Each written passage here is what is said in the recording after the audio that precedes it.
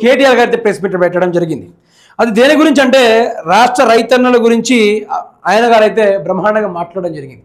మరి రాష్ట్రంలో రైతు బంధు అనే పేరుతోటి వసూలు చేస్తున్న డబ్బులు ఎవరి ఖాతాలో పోతా ఉన్నాయి, మరి టింగుడంగులు ఎటుపోయినాయి, ఠగ్గి అనేది ఆడిపోయింది, రాత్రి 12 గంటల పడిగాపులు ఎటుపోయింది అనే దాని గురించి ఆయన గారు బ్రహ్మాండంగా మాట్లాడడం జరిగింది.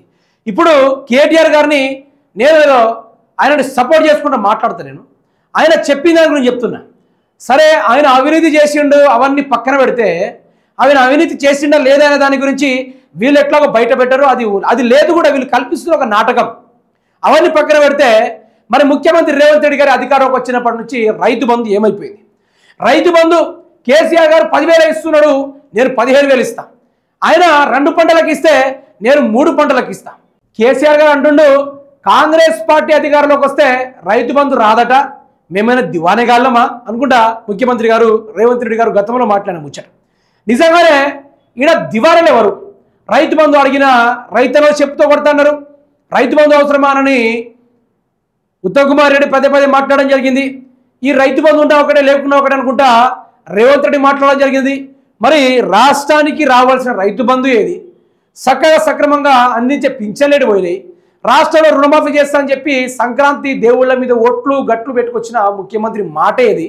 నిజానికి రైతు బంధు ఇస్తాడా ఇయ్యడా?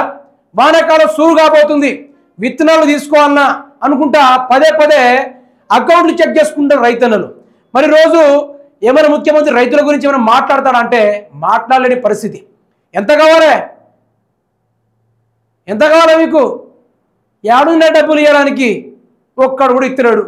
దొంగను కన్నా హీనంగా చూస్తాను నన్ను అనుకుంటా ముఖ్యమంత్రి గారు తనకు తాను వెధవ, తనకు తాను సన్నాసి, తనకు తాను దొంగ, తనకు తాను పిచ్చి కుక్క అనుకుంటా తనను తాను సంబోధించుకుంటాడు.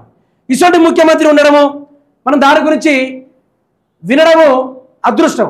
అయితే ఆ డబ్బులు వెళ్ళిపోతూ ఉంది. డబ్బులు ఏం చేస్తా ఉన్నాను, రైతు బంధు ఎటుపోతుంది అనేది కేటీఆర్ గారు ఒక మాట చెప్పడం జరిగింది. ఆ మాటను ఒక్కసారి విన్న తర్వాత మనం మాట్లాడుకునే ప్రయత్నం చేద్దాం. ఒకసారి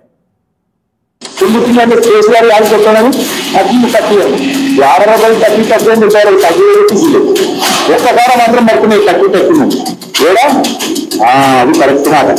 ఇందులో మాత్రం పంచంలో పెట్టకపోతే కదా. కేటీఆర్ గారు ఎప్పుడు మాట్లాడినా ఒక బాంబు వేసిపోతాడు. ఎటువంటి బాంబు అంటే నిజానికి ఆయన వాస్తవాలు మాట్లాడమే జరిగింది. అది ఎటువంటి వాస్తవాలంటే టంగున మోగిద్దని కేసీఆర్ గారు అన్న మాట చెప్తే అది ఎక్కడ గుర్తుండిపోతుందని ఠక్కి అని కూడా పేరు గుర్తుపెట్టిండు ముఖ్యమంత్రి రేవంత్ రెడ్డి గారు. మరి రైతుల ఖాతాలో రైతుల అకౌంట్లో ఠక్కి అని పడడం లేదు, కానీ ఒకరి అకౌంట్లో మాత్రం క్లియర్ లేకుండా బ్యాగులు మోసుకుంటూ పోతా ఉన్నాడు ముఖ్యమంత్రి రేవంత్ రెడ్డి అనుకుంటా కేటీఆర్ గారు చెప్పడం జరిగింది. నిజంగానే ముఖ్యమంత్రి రేవంత్ రెడ్డి గారు 45 సార్లు ఢిల్లీకి దేనికోసం పోతుండే తెలుసా?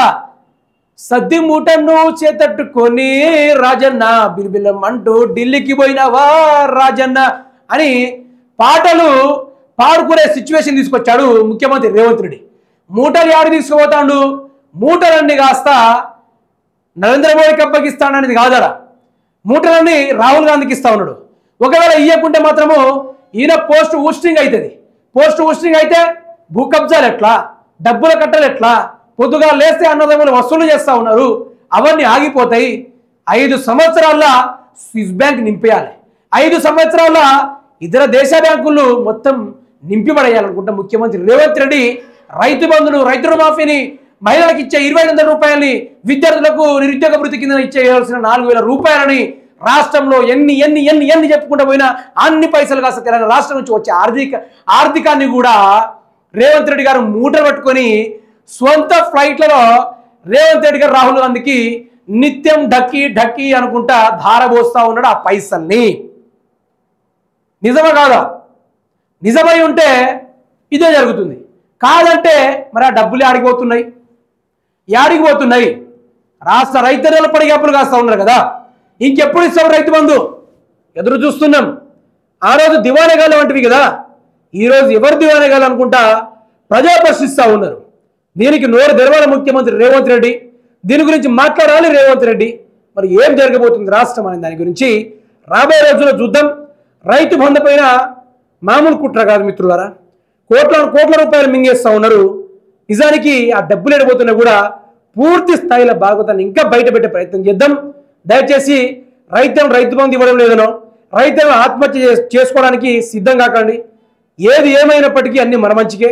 దయచేసి రైతులను మాత్రం సురక్షితంగా సంక్షేమంగా మీ యొక్క పంటల్ని పండించుకోవాలనేది నా యొక్క మనవి.